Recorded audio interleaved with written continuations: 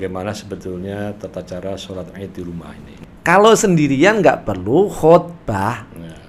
Kok ada yang mampu berkhutbah, maka boleh silahkan berkhutbah. Assalamualaikum warahmatullahi wabarakatuh. Kembali bersama saya Helmi Faisal Zaini dalam HF Channel. Malam hari ini kita kedatangan tamu istimewa, seorang dai milenial, dai muda, ya, pernah melanglang buana dalam misi dakwah ke berbagai macam negara, dan tentu masih di tengah situasi yang sulit kita menghadapi wabah pandemi COVID-19 Corona, di mana pemerintah telah melakukan berbagai macam cara dan upaya agar kita bisa memutus mata rantai COVID-19 ini. Salah satunya adalah melalui kebijakan PSBB, pembatasan sosial berskala besar, yang tentu berimplikasi pada banyak hal, terutama apa yang kita kenal dengan stay at home, yaitu belajar di rumah, bekerja di rumah, dan beribadah di rumah. Dan masih di tengah situasi bulan suci Ramadan, kita akan mengakhirinya, dan hari-hari ini, 1-2 hari ini kita tengah banyak diskusi di masyarakat bagaimana tentang penyelenggaraan sholat Id, dan juga nanti kita akan membahas tentang bagaimana membayar zakat, baik itu zakat mal maupun zakat fitrah tentunya. Dan telah hadir di studio HF Channel malam hari ini adalah UBM, Ustadz Bukhari Muslim. Assalamualaikum Ustadz. Waalaikumsalam warahmatullahi wabarakatuh. Sebenarnya sering juga dipanggil Kiai ini ya. Dan malam hari ini istimewa karena ternyata Ustadz Bukhari Muslim ini adalah tamu pertama saya ini.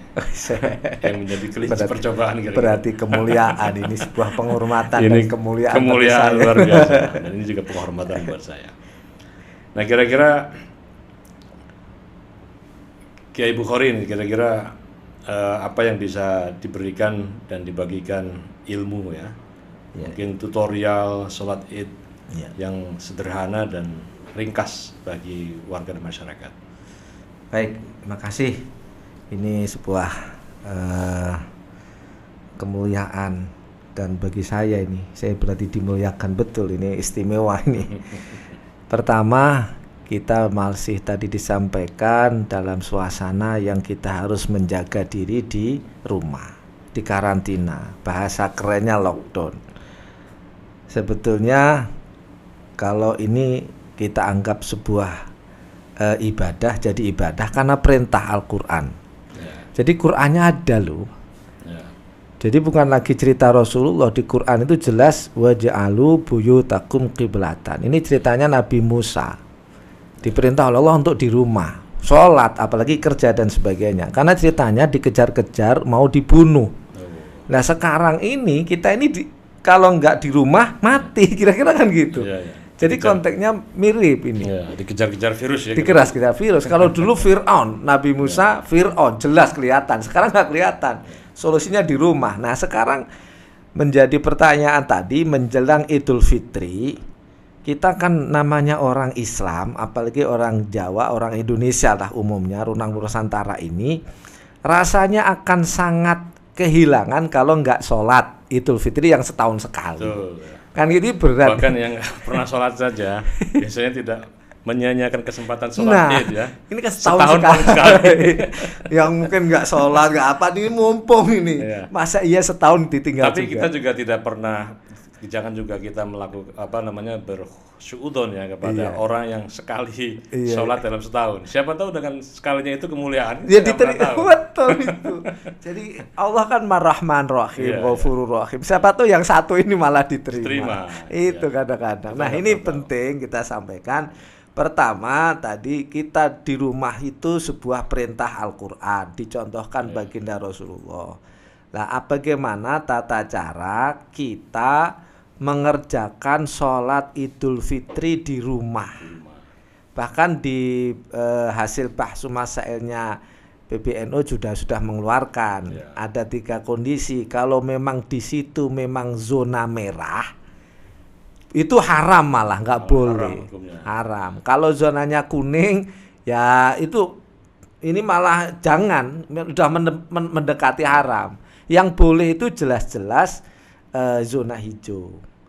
Makanya disampaikan siapa sih yang menentukan, seharusnya itu antara pemerintah, lingkup kecil, misalnya lurah, kiai setempat, kiai kampung ngomong, rembukan. Di sini ada nih 1 orang, wah ini bahaya. Nggak ada sama sekali, boleh sholat di masjid. Nah ini tata cara untuk sholat Idul Fitri itu bagaimana? Teman-teman sekalian ya, yang dirahmati oleh Allah, sebelum kita bicara sholat Idul Fitri, mungkin kita bicara sunnah-sunnahnya dulu. Nanti kalau sudah diumumkan oleh pemerintah pada malamnya Idul Fitri, berarti kita misalnya biasanya jam 7 misalnya kan, atau setengah 7. Maka sunnah itu kita takbiran. Takbiran sunnahnya itu sendiri boleh, jamaah boleh, jalan-jalan juga boleh. Di rumah, di pasar, pokoknya kita syiarkan malam Idul Fitri itu sunnah. Sampai kapan? Malam takbiran. Allahu Akbar, udahlah yang biasa itu. Sampai kapan? Sampai nanti sholat Idul Fitri dilaksanakan. Nah itu sunnah, maka kita syiarkan. Tentu takbiran pada situasi corona ini, takbirannya di rumah saja. Betul. Sekali kalau ingat nih, jangan sampai terus nanti maksa. Ini takbiran, apa itu tadi, bawa obor yang bisa keliling. Ya ini malah salah. Kan ini sunnah. Jangan sampai mengalahkan yang wajib. Wajibnya kan menjaga diri. Wajib. Hifdzun nafas ya. Hifdzun nafas itu wajib. Menjaga keselamatan jiwa. Bahkan dalam beberapa ayat itu kan sampai ada orang menyembunyikan imannya gara-gara mau dibunuh. Betul. Iya itu aja, bayangin, untuk menyelamatkan menyebutkan iman. Nah ini yang pertama, yaitu takbiran. Sebisa mungkin sambil tiduran, sambil apa. Kemudian yang kedua, kalau nanti menjelang sholat Id sudah pagi-pagi, disunahkan apa? Kita bersih-bersih kuku, potong kuku, bersihin, kemudian mandi. Mandinya mandi sunnah untuk Idul Fitri, yang mandi seluruh badan. Dan disunahkan makan dulu ya. Nah nanti setelah itu pakai baju yang paling bagus, pakai minyak wangi, atau sarapan dulu ya boleh. Dan itu sunnah, sarapannya sunnah. Kalau Idul Fitri itu sunnah sarapan sebelum Id. Kalau Idul Adha setelah sholat Id. Karena ini sebetulnya begini, kenapa sih rahasianya, hikmahnya, biar tidak dianggap ini masih puasa. Nah, jadi kita harus sarapan. Itu sunnah. Apalah minum air, makan ketupat misalnya lah itu. Kan tradisi kita ketupat, bukan kurma gitu misalnya. Dan nanti kita juga masih akan menunggu ya soal penentuan 1 Syawal ya. Betul. PBNU sendiri kan nanti pada hari Jumat besok pada Jumat malam, Jumat sore ya, kita akan melakukan Ru'yatul Hilal ya. Iya. Kita tunggu pokoknya. Yang pasti kalau orang kampung, orang kita ini, siapapun warga yang nggak tahu, nggak usah ikut aja lah apa yang diumumkan, itu aja. Nggak usah sakarepnya sendiri lah. Nggak usah nanya dasarnya apa. Nggak perlu, kita ini bukan lagi wilayah berdebat dalil. Itu setelah nanti mandi. Sekarang hukumnya sholat Id itu adalah sunnah. Sunnah muakkadah. Yang diperkuat. Yang sunnah yang sangat wajib. Dianjurkan gitu ya. Tadi kan sudah pakai minyak wangi, kemudian sarapan, kita siap-siap. Nah, apa yang disiapkan? Nah ini tadi kondisinya, kalau memang zona merah, kita misalnya nggak punya teman, misalnya di kosan, di apartemen, di rumah sendirian. Sunnah Pak. Sholat Idul Fitri sunnah sendirian saja, tapi jomblo nih, nggak usah pakai khutbah. Sholat sunnah saja biasa. Nanti kita turunkan tata caranya sholat Idul Fitri. Kalau dia sekeluarga, itu misalnya ada 2 orang, 3 orang atau 4 orang. Memang jumhur ulama mengatakan 4 orang, tapi ada yang kan qaul 2 orang boleh. Karena sholat wajib saja 2 orang bisa jamaah. Karena minimal jamaah 2 kan gitu. Nah itu nggak apa-apa lah, misalnya kita ambil pendapat ini 2 orang, 1 imam, 1 makmum, imam plus khotib, guys nggak apa-apa udah, gitu aja. Kalau ada yang mampu khotib, Kalau nggak mampu sholat 2 orang saja, sholat Idul Fitri tanpa khutbah juga nggak apa-apa. Sudah sah, ya. Yang penting ini sholatnya, ini kan sholat, karena ini sama sunnah, ini terpisah ini sebetulnya hukumnya sholat sunat Idul Fitri sama khutbahnya. Terakhir kalau nanti apalagi sekeluarga, sekeluarga tuh bisa misalnya ada istri, ada keluarga atau siapapun, misalnya ada yang head dengerin khutbah saja. Kalau enggak cuma nongkrongin aja, nggak usah ikut sholat sunnah. Ini malah tadi bahaya. Ini kan banyak warga masyarakat yang awam ya, bagaimana sebetulnya tata cara sholat Id di rumah ini. Ya, baik. Untuk menyampaikan. Nah, untuk tata cara sholat Idul Fitri di rumah, itu pertama, nanti kita tentunya sholat niat. Kalau niatnya sendirian, usolli sunnatan li'idil fitri raq'ataini adaan lillahi ta'ala. Allahu Akbar. Kalau nanti makmum atau imam, usolli sunnatan li'idil fitri makmuman. Kalau makmum, kalau imam, imaman. Nah, lillahi ta'ala. Dah. Kalau nggak bisa bahasa Arab ya bahasa Indonesia. Kalau dalam hati insya Allah bisa, bedah bisa. Niat ingsun sholat Idul Fitri 2 rakaat karena Allah. Wis gitu aja, yang pendek. Setelah itu takbiratul ihram, Allah angkat tangan, Allahu Akbar. Ini takbiratul ihram itu adalah rukun. Setelah takbiratul ihram baca doa iftitah. Allahu Akbar kabira walhamdulillahi katsira wa subhanallahi bukrata wa asila sampai selesai. Setelah selesai angkat tangan lagi takbir. Nah, ini takbir sunnah. Nah, ini baru kita hitung pertama. Hitung pertama. Ya, ini rakaat pertama 7 kali takbir. Di antara takbir baca, jadi setelah takbir takbiratul ihram baca doa iftitah, takbir pertama Allahu Akbar. Setelah takbir ini baca subhanallah walhamdulillah wala ilaha illallah wallahu akbar. Takbir lagi Allahu Akbar, baca lagi, takbir lagi sampai 7 kali. Kemudian baca Fatihah, baca surat. Suratnya itu yang pendek-pendek boleh. Mau Al-Ikhlas, Qul huwallahu ahad, nanti kedua Al-Falaq, boleh, pokoknya bebas. Nah, ini saya mumpung kesempatan kita dengan Ustaz Bukhari ya. Jadi saya tuh paling tidak senang dan tidak setuju kalau ada orang yang, wah kamu bisanya cuma surat pendek aja. Ini orang nggak ngerti, Quran tuh setiap ayat itu mulia. Oh iya. Nggak pendek, nggak panjang itu. Coba kalau kita baca surat Al-Asr, wal asr, demi waktu, demi masa. Itu sudah satu ayat itu saja sudah luar biasa. Betul, nggak bisa meremehkan gitu. Nggak bisa meremehkan, betul. Iya nggak jauh. Bahkan ada sahabat sukanya cuma Al-Ikhlas. Ya. Itu pun dilaporkan Rasulullah, dipanggil, kenapa? Saya cinta. Yaudah kamu dibenerin, nggak dimarahin. Ya Al-Ikhlas, mau sholat apa aja Al-Ikhlas. Oh, boleh aja, nggak masalah, nggak dilarang sama Rasulullah. Baik, itu rakaat pertama. Nanti ruko, iktidal, sujud, duduk, sujud, berdiri, takbir kan, Allahu Akbar rakaat kedua. Nah, setelah takbir berdiri ini ya nggak perlu iftitah. Kemudian takbir angkat tangan. Nah, ini takbir sunnah. Hitung satu. Baca subhanallah walhamdulillah wala ilaha illallah wallahu akbar. Takbir lagi sampai 5 kali. Sampai 5 kali baca Fatihah, surat apa yang dia hafal. Kemudian sampai ruku, iktidal, sujud, tahiyat akhir, salam. Selesai.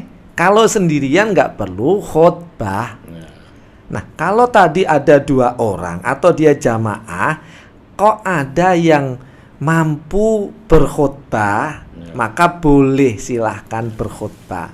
Nah, khutbahnya ini cukup yang pendek, minimal rukunnya terpenuhi. Kalau sunnahnya silahkanlah. Apa rukunnya? Pertama baca hamdalah, alhamdulillahi rabbil alamin, cukup. Baca sholawat, Allahumma salli ala sayyidina Muhammad wa ala ali sayyidina Muhammad.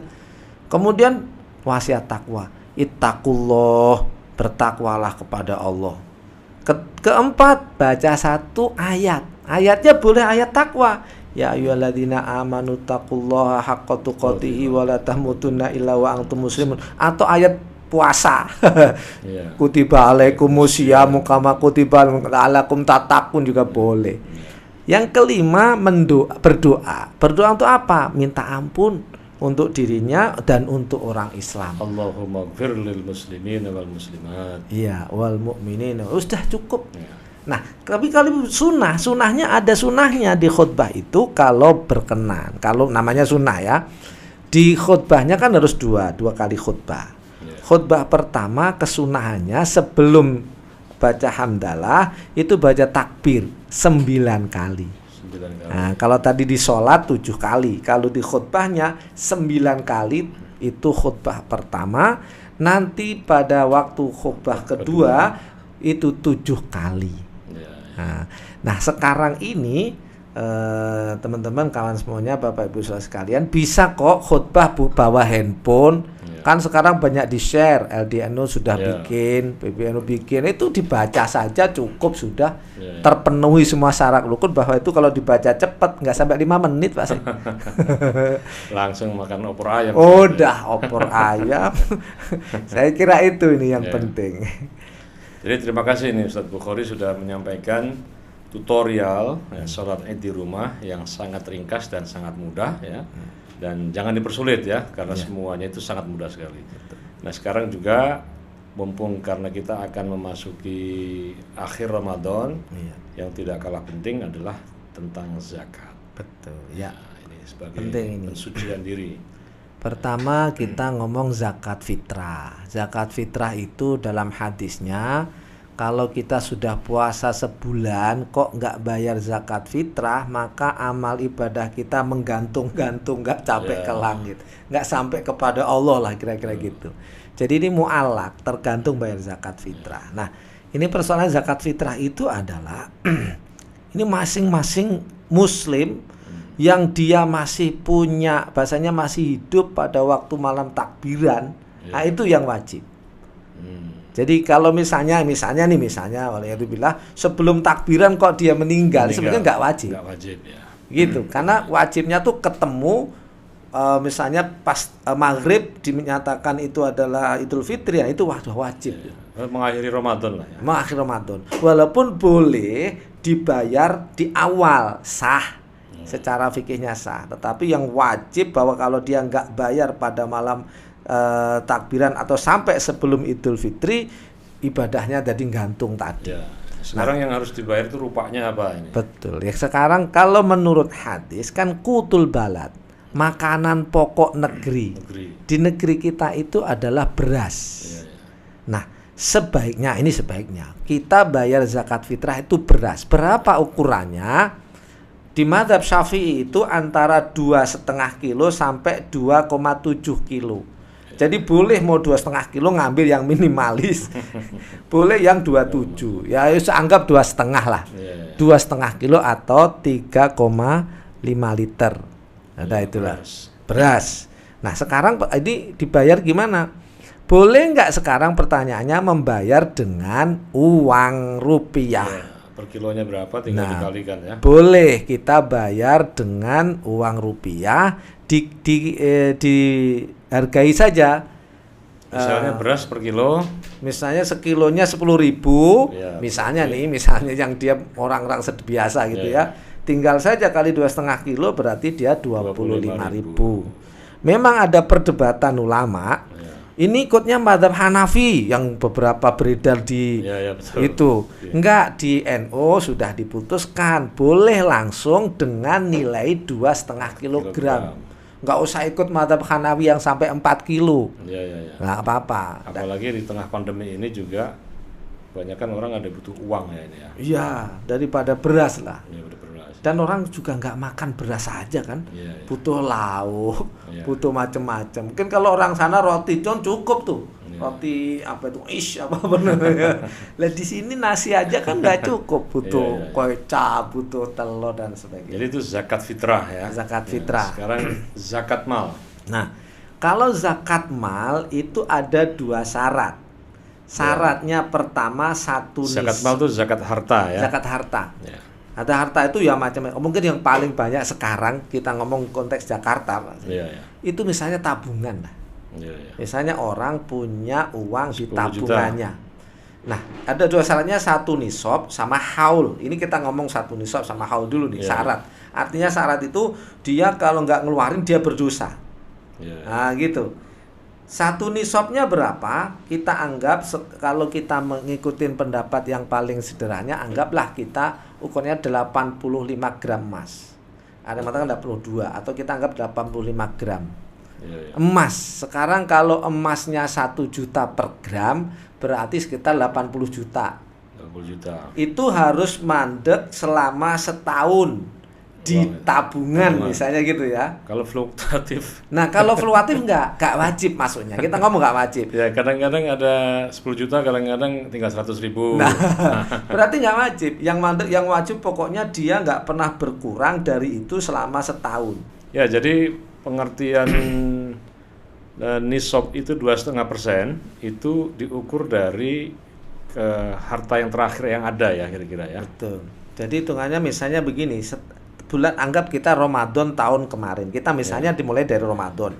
Ramadan tahun kemarin duit di tabungan kita 80 juta. Ya, katakan begitu. Itu misalnya. Ramadan tahun ini.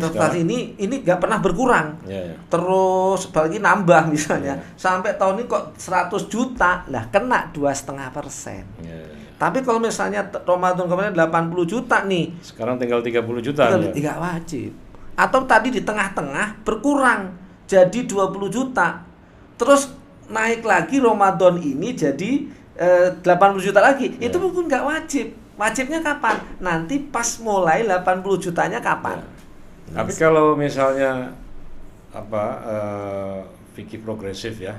Jadi misalnya Ramadan kemarin harta kita itu katakan 100 juta. Ramadan tahun ini kita ada 50 juta.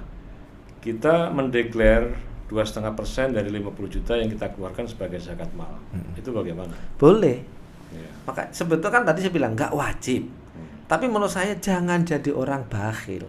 Hanya mikir yang wajib. Belum tentu loh yang wajib. Sholat wajib kita kadang-kadang belum tentu benar. Ditambah dengan yang sunnah. Jadi sebetulnya pengertian tidak wajib dalam hal haul tadi itu sebetulnya Islam memudahkan ya. Betul. Tetapi kemudahan-kemudahan itu jangan kemudian kita menjadi pelit dan kikir. Yang tadi tuh kita pakai hadis yang lain, jangan sampai kita kenyang tetangganya lapar. Nah, itu bahaya. Jadi nggak beriman loh. Hanya karena nggak wajib loh, ingat gitu. Nah, jadi kalau zakat mal itu kan dalam bentuk uang. Betul. Nah, kalau uang ini dirupakan barang lagi kemudian disedekahkan kepada orang, boleh. Jadi kita misalnya kita berikan uang, ini zakat ya, boleh. Sebetulnya yang penting bayar. Ini bentuknya uang, tapi tetap sekali lagi kita lihat sebetulnya kebutuhan mustahiknya. Apakah dia itu butuh apa sih? Mungkin sekali tadi bilang kalau misalnya sekarang yang penting uang, ya mungkin lebih baik uang. Karena saat ini tuh yang menurut saya penting adalah konsumtif, bukan lagi yang lain karena kondisinya sangat sulit sekali. Nah, pemirsa dimanapun Anda berada, alhamdulillah tadi kita sudah mendapat pencerahan dari Ustadz Bukhari Muslim, ya, dai milenial yang sudah melanglang buana di berbagai macam negara. Nanti tentu akan kita undang dalam kesempatan yang lain untuk cerita tentang suka duka berdakwah di negeri seberang. Siap.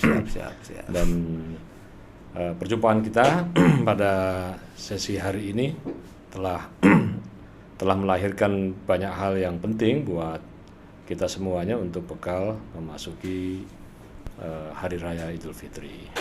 Pesan-pesan terakhir mungkin Ustadz Bukhari. Kita berharap semuanya mudah-mudahan saudara-saudara kaum muslim muslimat tetap semangat dan berbahagia menghadapi Idul Fitri walaupun dalam masa pandemi COVID-19. Tetap semangat dah. Begitu nanti karena kalau orang nggak semangat, stres, sakit juga. Nah, itu bahaya. Itu pasti. Saya akan mengakhiri dengan sebuah dialog kecil di warung ini, di warung kopi ya. Jadi ketika ada seorang mahasiswa ya yang memang kos dekat warung kopi itu, setelah berbuka puasa dia ngopi di warung itu, ngobrollah soal corona ya. Kemudian si pedagang kopi ini bertanya kepada mahasiswa, Fulan, kamu kan pelajar ya, mungkin sudah bisa memprediksi lah kira-kira corona ini kira-kira akan berakhir kapan.